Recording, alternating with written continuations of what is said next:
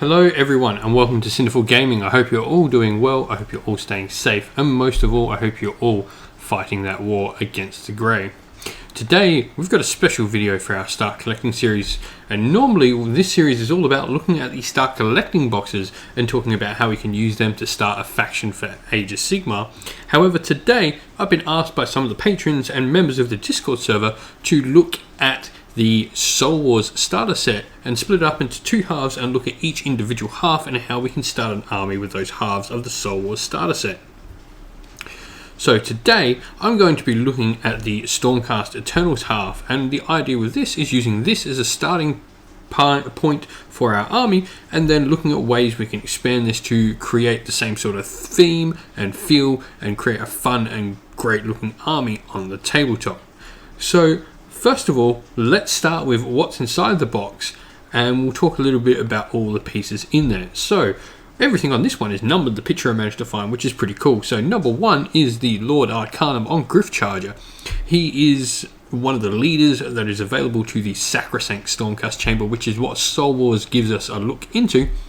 He will need to be your general in your army going forward until we get a different Lord Arcanum model, which also will unlock the same battle line troops that he does, but he allows our units of Secretors, who we'll get to in a second, to be battle line. This allows us to take a full Sacrosanct army and really gel the army together with that great theme. He's also no slouch in combat. It's really great to remember with Stormcast Wizards that they're still Stormcast Eternals. He actually packs out a decent amount of damage, and his Griff Charge is no slouch in combat as well. And he also gets the really cool ability of Ride the Winds of Theric, where he can do some really cool movement shenanigans throughout the game. Next up, number two, the lady at the front there. She's a fantastic model to paint, by the way. If you really want to practice some sort of glowy eye techniques, this model allows you to do that. Is the Knight in Kanto. So these are sort of the lesser wizards of the Sacrosanct Chamber, but she's got a really cool ability, and that ability is that she can automatically unbind one spell per game. That is a fantastic ability, and it can come in clutch so much. You can just allow you to avoid that turn one Alpha Strike and allow you to stop those vital spells going off. This is really a good thing to have in the army, but it takes a bit of practice to know exactly when to use it and to know exactly what things to use it on. Next up at the back left, number 5 here, we have two units of Secretors, both split into units of 4.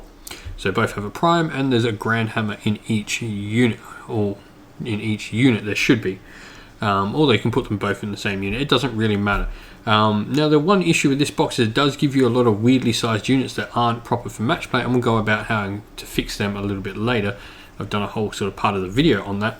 But Secretors are the main battle line troops and the only battle line troops for the Sacrosanct particularly, although as a Stormcast player you always do have access to Liberators as generic battle lines and Judicators as battle line for Stormcast Eternals. But to have these Secretors as battle line, your Lord Arcanum will need to be the general, hence why we want him as the general. Secretors are a really great unit. They can both be offensive and defensive, and they get this really cool ability where they can choose to either supercharge their shields or weapons during a turn, giving them rerolls to either saves or attacks. So they can be both offensive and defensive, and a really useful tool to have in the army. The next unit over to their right, number 4, is Castigators. They are a shooting unit. Not many attacks that they pack out, but they do have a much deadlier shot than some of the other shooting options available for Stormcast Eternals. They actually do more damage against Daemons and Nighthaunt, so they are very particular in what they fight, but when they get hitting those things that they're all good against, they can do some damage. They're probably not one of the most useful units in Stormcast Eternals and can be quite situational, but they're really fantastic models. I'm a big fan of the Castigator sculpts. They're one of my favourite units for Stormcast Eternals. I've got a bunch for a particular army that I'm going to paint up, and maybe I'll look about talking about that army in a video later. But Castigators are really cool, fun models that you can use, and especially if you're playing against the other person using the Nighthaunt half, they will come in handy quite a lot. Next up though, unit number 3 down the bottom right, you can see are Evocators. Evocators are wizards, but they're a unit of wizards, which is really cool. They have some fantastic spells like Empower, where they can reroll some attack powers, and they really do pack out a lot of damage and mortal wounds. They've got some cool lightning arc abilities. They're also -1 to shoot against, which is really cool, as they have this shield of lightning around them that deflects shots coming in at them, which is awesome.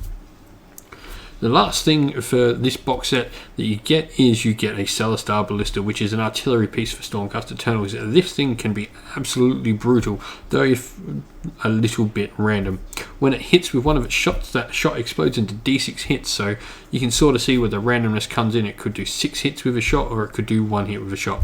There's no real way to sort of make it do anything more consistent, but once again, it's just a fantastic unit, and the model looks stunning. So, I did mention that quite a lot of units in this box all have different sort of unit sizes that aren't match play standard. And so let's look at some ways on how we fix them first before we go into looking into adding other things into the army. So the first thing I recommend buying is the easy to build Secretor box. This is a little Secretor box you can pick up. I'm not sure of the price worldwide, but in Australia it's $25. So that's probably quite cheap around the world, I would assume, because that's quite cheap for me. And you effectively get 3 Secretors in this, 1 Prime and 2 other Secretors. And what I would do with this box is you can put your Primes aside, or potentially use your Prime. It's a really cool sculpt of a Prime. Swap it out for one of the 2 you've got already, and add the other 2 Secretors to 1 to each unit, giving you 5 Secretors in each unit in total, which is the match play size requirement.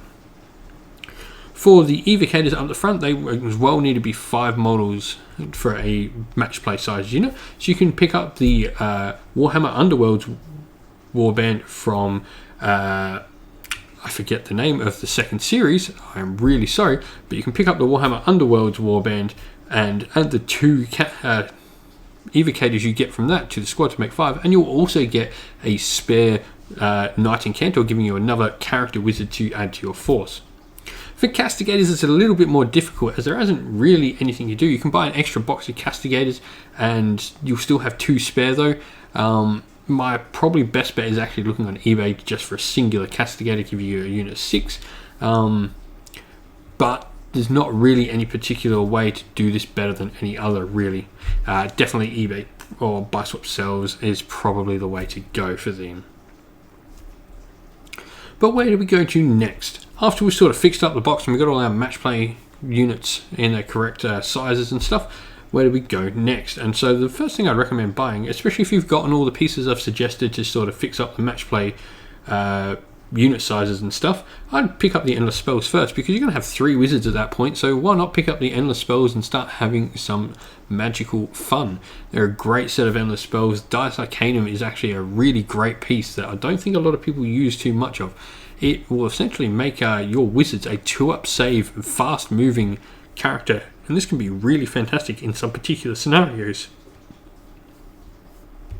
The Everblades Comet is the one that everyone always uses. It's a fantastic piece that splits up your opponent's force and can force them to make some tough decisions as it pumps mortal wounds into them. And the Hurricane of Hammers is another great looking model as well. I mean, if you like Sharknado, why not Hammernado? Looking into models though, what we can add is, like, you could definitely do with adding maybe some more Evocators and more Secretors to bulk those units up, and some more Celestar Ballistas to pack into that shooting. While you're adding some Celestar Ballistas to your force, you might want to think also about adding a Lord Ordinator. This is effectively a Stormcast sort of engineer, and he gives +1 to hit for all of those Celestar Ballistas around him, which is just fantastic. All of a sudden their rapid fire shots go from 5s to hit to 4s to hit, and that makes a big difference. He's a really great model as well, and you've got not only this model known as Vorus Starstrike that you can pick up, but you've also got one with a giant 2-handed Great Hammer, which is another fantastic sculpt, so you've got some good options for models there. Looking over onto the next model to his right, we have the Lord Exorcist, who is essentially like a higher ranking wizard, not quite as high ranking as the Lord Arcanum, but much higher ranking than the Knight in Kanto's. Lord Exorcist, he's got some cool abilities like his Redemptor Casket, where he can shoot it sort of in the shooting phase at either Daemon or Nighthaunt units, and they can suffer some mortal wounds. Or he can do some of his cool spells like Purifying Blast, where he can sort of do a cast and adds the unit's bravery to a roll he makes, and if it's less than 10, they suffer D3 mortal wounds. there's some cool little abilities there. He's once again sort of a very specific piece and gets a lot of his effects out of being fighting Daemons and Nighthaunt, but once again, he's a fantastic model. Also, there's some battalions within the book that require you to have him if you really want to push into the Stormcast magic side. Next up, we've got mounted evocators. So these are mounted on these cool cat, lion, dragon things called Dracolions, and they are really fun looking models. These are still evocators, and they've got many of the benefits of evocators have added in some speed and of course a ferocious lightning mount. So they do that a little bit more, and they hit like a truck. Believe you not, these guys hit hard. What's great about this is if you add one unit of this, you can actually start taking some cool battalions within the force, and you're at this point starting to be able to fill out all the battalions that can be taken by Sacrosanct, which is cool. Battalions are a fun way to build an army up. The last piece though that I want to recommend is definitely the Lord Arcanum on Taurolon, because this gear will give you all your options. And I forgot to mention as well, there is also a Lord Arcanum on Dracoline model. You can either choose to build one out of the Dracoline kit, though the recommended way of doing that is picking up a special character and just using her as a generic character instead. But going on, you've got the Taurolon kit. And the Taurolon kit also gives you the ability to have Lord Arcanum on foot as well. So this is a great piece to have in your army. Now you're going to have all the options for Lord Arcanums, and they all do slightly different things, which is really cool. The Dracoline one busts Dracolines, the Lord Arcanum on Griff Charger's got some maneuverability, the Taurolon's got more spells, and the one on foot actually can help you control the endless spells you have in your army, especially predatory ones, a little bit better. But that's all I wanted to talk about today. Sacrosanct half of the Soul Wars box set is a fantastic half of the box set to go pick up. Definitely don't forget to go fixing up all those unit sizes, as that will help you in match play. And I know there's other ways to play outside of match play, but most people still play with match play points, even in narrative play. So it's always worth just fixing up those units, getting those right unit sizes to start with. But that's it from me. Please, everyone, don't forget to like the video and subscribe to the channel. Thank you all for helping us get past 1,000 subscribers. You guys are amazing. And most of all, don't forget to join our Discord server, which you'll find in the links down below. And lastly, stay safe, stay well, and most of all, keep fighting that war against the grey. I'll see you all again real soon. Ciao for now.